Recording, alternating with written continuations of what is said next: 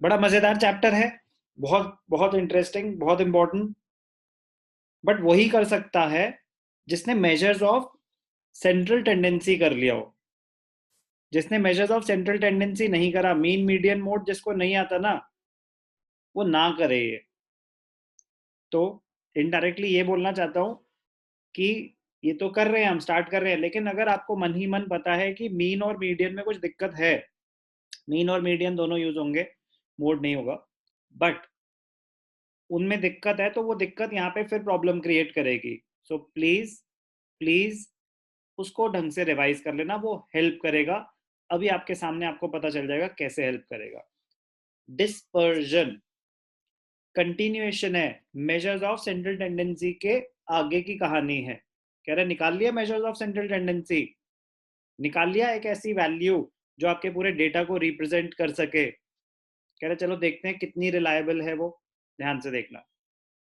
measures of dispersion.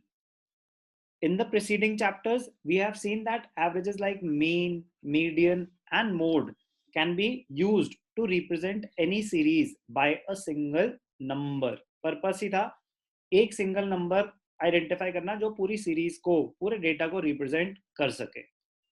There is no doubt that the averages simplify data to a large extent.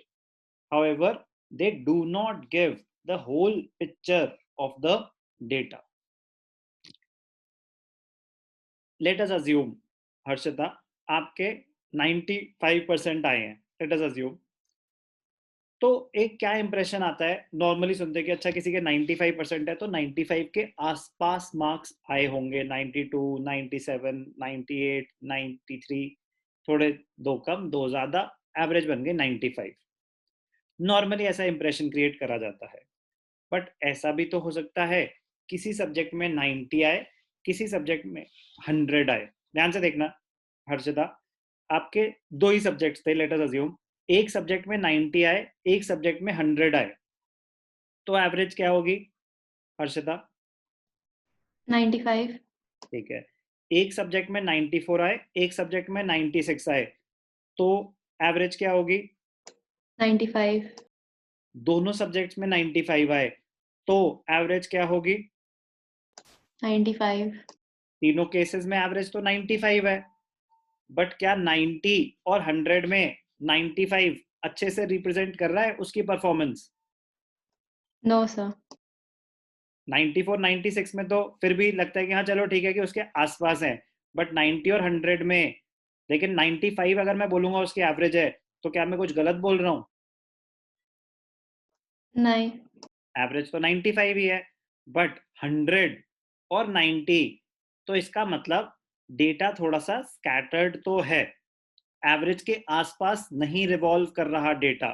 तो dispersion ये बताता है कि जो आपकी वैल्यू है वो कितनी ज्यादा बाकी सारे डेटा उसके आसपास हैं, ज्यादा एक्सट्रीम वैल्यूज तो नहीं है। तो वो डिस्पर्जन हम उस चीज को कंप्लीट कर देता है। ध्यान से देखना, तो वो चीज हेल्प करेगी आपको, जो ये 100, 90, 94, 96 और 90 और 95। अभी मीनिंग के बाद आपको खुद पता चल जाएगा। ध्यान से देखना, कह रहे हैं जो मेजर्स ऑफ सेंट्रल टेंडेंसी हैं, they do not give the whole picture of the data. There may exist different distributions whose averages are same, but which may differ widely from each other in the formation of items. Let us clear this point with the help of the following example. Help करेगा हमें meaning समझना, logic समझना है कि dispersion calculate ही क्यों कर रहे हैं। मेजर्स ऑफ सेंट्रल टेंडेंसी के बाद डिस्पर्जन क्या हेल्प करने वाली है, ध्यान से देखना। तो सिमिलर जो मैंने आपको दो में बताया, ये ज्यादा वैल्यूज में x 40 40 40 40 40, पांचों टेस्ट में उसके 40 आए, तो उसकी एवरेज क्या आई? 40। y एक टेस्ट में 45, एक टेस्ट में 36, एक में 40, एक में 35, एक में 44, तो इसकी एवरेज भी क्या आई? 40 आई। और एक अलग ही लेवल का हीरो, किसी में 3, किसी में 7, किसी में 10, किसी में 85, किसी में 95, फिर भी एवरेज क्या आई? 40। तीनों की एवरेज 40 आई। अगर इंडिविजुअल मार्क्स ना पता हो तो आपको पता चल सकता है कि डेटा कंसिस्टेंट था कि नहीं था, स्टूडेंट कंसिस्टेंट था कि नहीं था, अगर एवरेज 40 ही आए। हर्षिता, सिर्फ मीन से पता चल सकता है कि नहीं पता चल सकता कि बच्चा कंसिस्टेंट था कि नहीं था? नहीं सर, नहीं पता चल सकता। नहीं पता चल सकता, क्योंकि आंसर तो 40 ही है अरिथमेटिक मीन का। लेकिन क्या 40 इस डेटा को रिप्रेजेंट करने के लिए एक अच्छा नंबर है हर्षिता? No sir. नहीं, तो वो एक ट्रू पिक्चर शो नहीं कर रहा। यहाँ पे तो डेफिनेटली कर रहा है, यहाँ पे मॉडरेटली शो कर रहा है, गलत नहीं है, ठीक है, उसके आसपास ही है, बट ये तो पिक्चर ही, कहानी ही अलग है। तो डेटा कितना कंसिस्टेंट है वो डिस्पर्जन बताता है। मीन ने एक पिक्चर शो कर दी, बट वो इनकम्प्लीट है। In the given example, mean marks of each student, they are the same, 40. It means on the basis of averages, it can be said that status of all the three students is uniform. अगर 40 दिया जाता तो सब एक ही बराबर हैं, but all the three students differ in respect of variability. इस बच्चे के कुछ सब्जेक्ट्स बहुत ही ज्यादा स्ट्रांग है, कुछ सब्जेक्ट्स बहुत ही ज्यादा वीक है। तो variability in case of X, ठीक है, वो कहानियां बता रहे हैं। Conclusion, in this sense we can say that even when the averages are same, the students differ from each other in formation of the items. Hence, averages are not sufficient to describe the characteristic of a statistical data.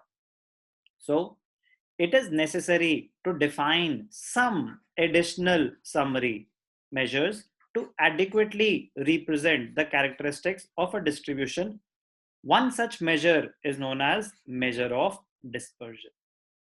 So what is the meaning of dispersion? It is the extent, it is the extent to which values in a distribution differ from the average of the distribution. It indicates the lack of uniformity in the size of items. Dispersion की value ज्यादा है तो इसका मतलब data scattered है, data scattered है, consistent नहीं है। जो वैल्यूज हैं वो एवरेज से बहुत ज्यादा अलग हैं, एवरेज वही आ रही है बट डिफरेंट है। तो इसमें डिस्पर्जन सबसे ज्यादा z की आएगी और ऑब्वियसली सबसे कम x की आएगी। तो what is the meaning of dispersion, why do we calculate it, ये अंडरस्टैंडिंग में आपको हेल्प करेगा। क्या बताता है dispersion? lack of uniformity, it indicates lack of uniformity in the size of items, कि जो आपने measure of central tendency निकाला, जो आपके actual items हैं वो उससे कितनी ज्यादा दूर है, ज्यादा या कम, बट दूर है उससे, तो इसका मतलब dispersion is high. In the words of Connor, dispersion is a measure of the extent to which individual items vary. In the words of Spiegel, the degree to which numerical data tend to spread about an average value is called the variation or dispersion of the data. So, meaning of dispersion, and why do we study dispersion? Why is it said that measures of central tendency, they are incomplete in itself? They are in isolation, as an independent figure, arithmetic mean will give an incomplete picture. तो important है meaning of dispersion समझना before actually calculating dispersion.